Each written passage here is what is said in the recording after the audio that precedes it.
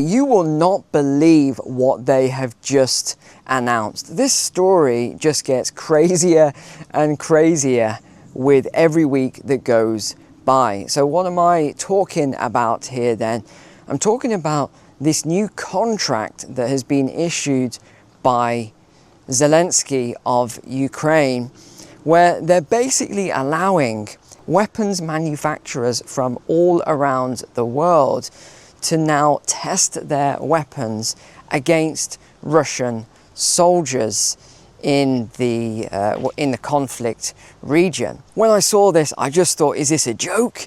Is this someone trying to just, what they call it, engagement baiting, or whatever the word is now? You know, I honestly thought, I just couldn't believe that this was a thing. So I've looked it up for you. I've done the research here. Here we go. Ukraine has launched a bold new initiative under the, I'm not going to read the propaganda stuff, it says, under the, you know, amazing leadership of Zelensky, this incredible human being and everything else, inviting international arms manufacturers to send their prototype weapons for testing directly on the front lines against Russian soldiers and equipment. The program is called Test in Ukraine, and it's managed by Brave One, which is a Ukrainian state-backed military contract. So the sort of arrangement then, as I was reading through all this stuff, I couldn't find the contract itself, obviously classified information, but as I was reading through, I wanted to see what the sort of terms and conditions were, and it's very hard to find out, but I did find some basic information. So what happens is weapons manufacturers, they do a tender and a bid, and if Ukraine feels that the weapons are advanced enough or they are deadly enough, then they will put them on the front lines and test them. Doesn't seem to be any limit to what can be tested, and there's even a paragraph talking about how Russia's using all of these illegal weapons, so Ukraine is not putting any caps on what weapons they are going to be testing against the Russian soldiers. In return, the companies will receive performance-based feedback based on how the technologies and the weapons result, how they fare in combat based on a deadly scale. So the more deadly the weapon, the more soldiers that are killed, the higher the scale. It's like a computer game. It's such a bizarre way to talk about things like human life and combat with this scale, and the more effective the scale, the higher the score, and like it's just weird to me. I don't know about you, but it doesn't feel human to talk about it in this way. I pulled up a few of the sort of weapons that they're looking to test then, and we've got a focus on systems like AI-guided drones. They also want to do a lot more of these drones that can do facial recognition. So they're fitted with some sort of a weapon that can fire bullets or whatever they're going to fire.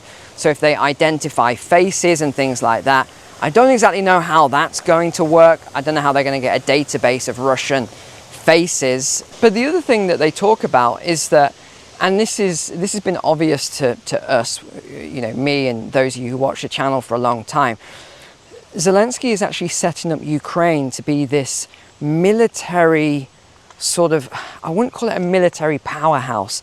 How's the best way to describe this? He's wanting Ukraine to, similar to what Germany have been doing with the weapons manufacturing, he wants Ukraine to be this powerhouse with their GDP based on weapons. So that's what they are looking to get into very heavily. They've already started actually, but that is going to be their industry of the future. So it makes sense that they would do this big testing platform now and use the country or the war as a way to test this. I mean, they'll make an absolute fortune from doing this.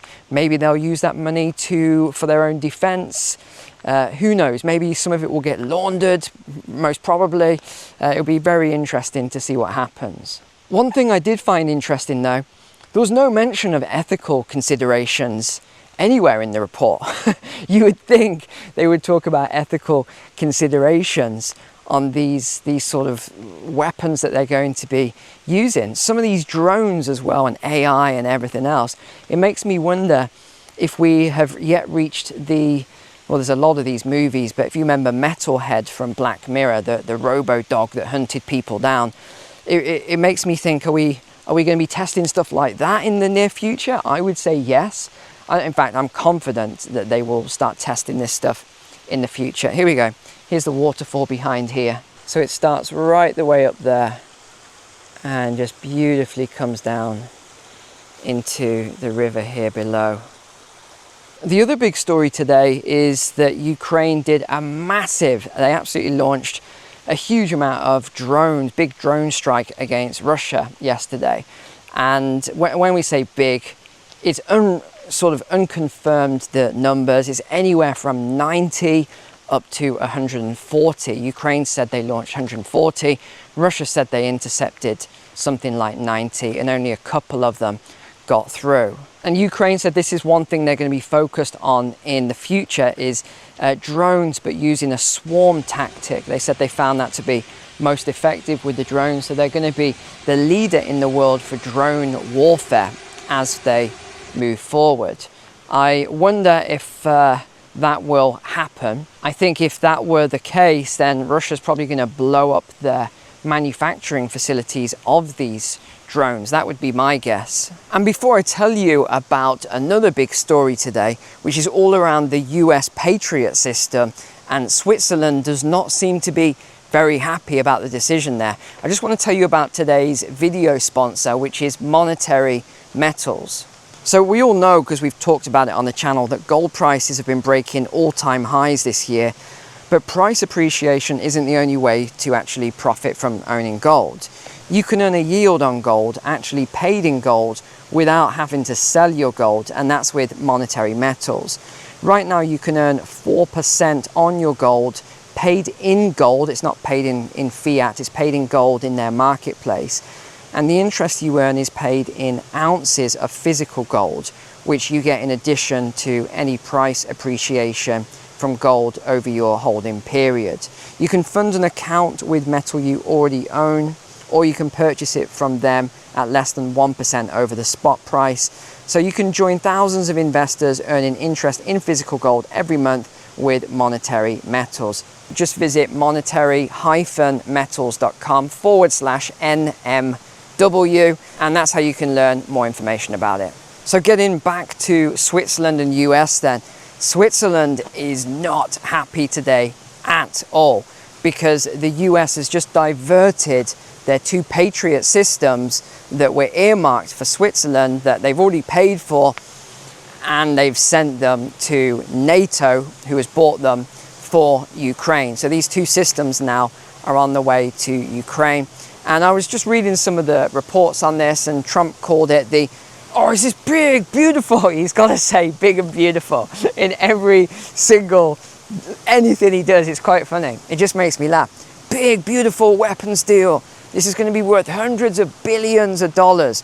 That's basically what he said now. So it makes sense. If this is worth hundreds of billions of dollars, people keep asking me, I've been asked this so many times, why has the US done this U-turn on Ukraine? People are like, I don't get it. President Trump said he wouldn't, and he didn't like Zelensky and everything else. Why has he done this big U-turn? Always follow the money, my friends. It's not about humanity or trying to help Ukraine or anything like that.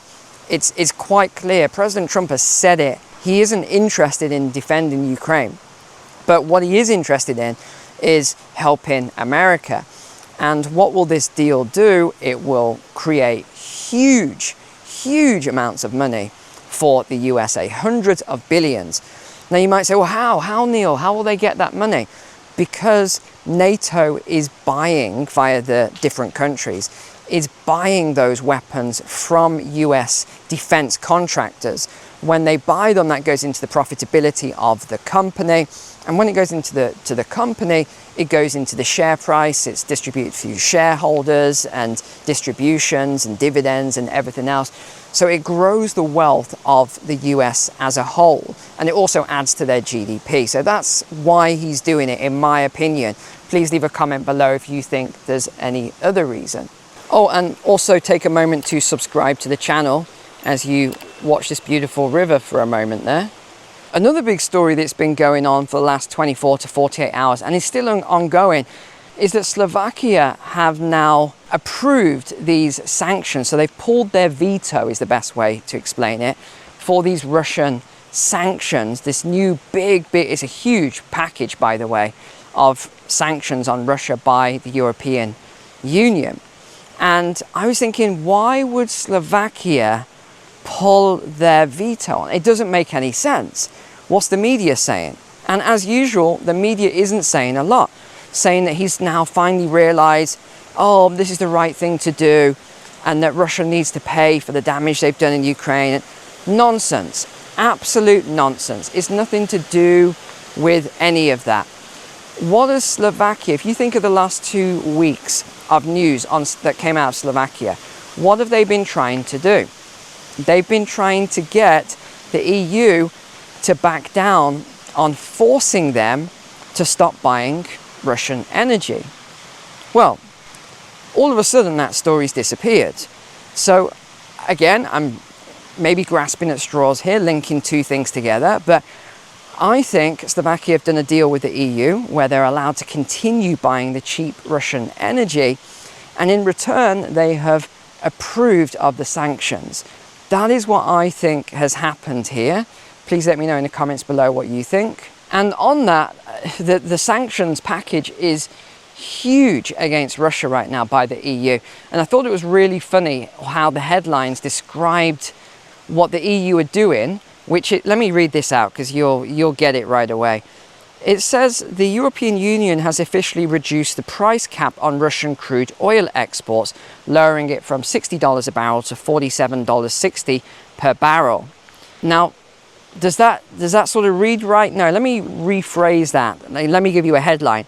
The EU tells Russia what they can charge for oil. That's basically what that headline means. So the EU is now telling Russia what they can charge for their oil. And the idea of bringing it from 60 down to 47 is that they want to limit Russia's economy. That is what they are doing with these. It's no longer just economic sanctions, it's now economic warfare. So we have moved into the phase now of economic warfare from the European Union against Russia. And that is one of the initial phases, remember. I think they are gearing up. In fact, I'm fairly confident the EU with NATO are gearing up for a war, a major war against Russia, which will then pull in China and Iran. It will be absolutely enormous when this all kicks off.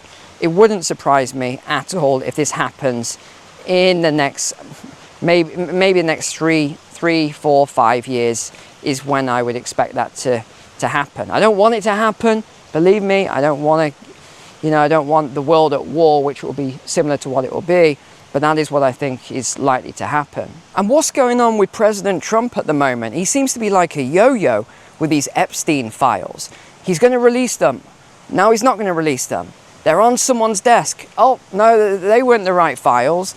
Okay, now all these supporters, they're whatever he called all these supporters. And he says they're old supporters. These are disloyalists.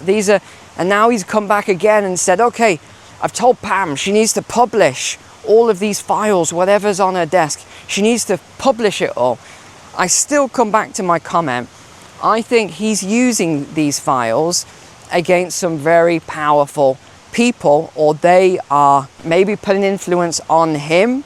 I'm not sure which way round it is, but it's obvious. The people on this list are going to be some of the most powerful people in the world. There's no way they want their name to come out. But I also thought it was really strange that President Trump blocked this request for a special prosecutor and for an investigation. Why would you block that? It doesn't really make sense, although it has been called by the Democrats. And Doge cuts seem to be back on the table again.